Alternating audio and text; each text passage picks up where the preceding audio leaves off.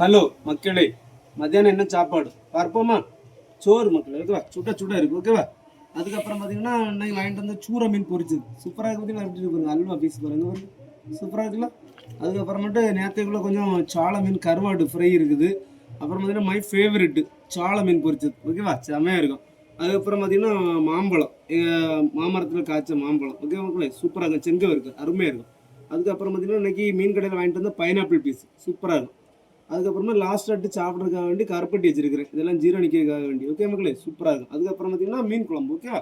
பார்த்தீங்களா சூற மீன் குழம்பு சட்டி ஊற்றிட்டு வந்துட்டேங்க பாருங்க, எப்படி இருக்கு பாருங்க.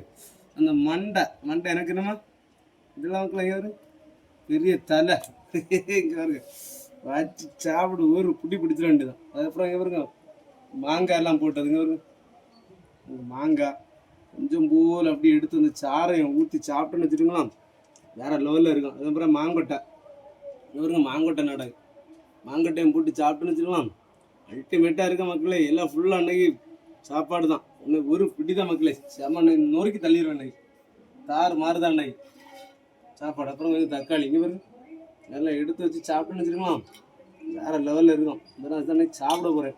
நீங்களும் என்ன சாப்பிட்டீங்கன்னு கமெண்ட்டில் சொல்லுங்கள், ஓகே மக்களே? டிஷ்ஷாக சப்போர்ட் பண்ணுங்க, ஓகேவா? அன்னைக்கு மாட்டு பொங்கல்ல, அதனால தான் இன்னைக்கு இதெல்லாம் வச்சு சாப்பிட போகிறேன், ஓகே மக்களே? நீங்களும் என்ன சாப்பிட்டீங்கன்னு கமெண்ட்டில் சொல்லுங்கள், ஓகே?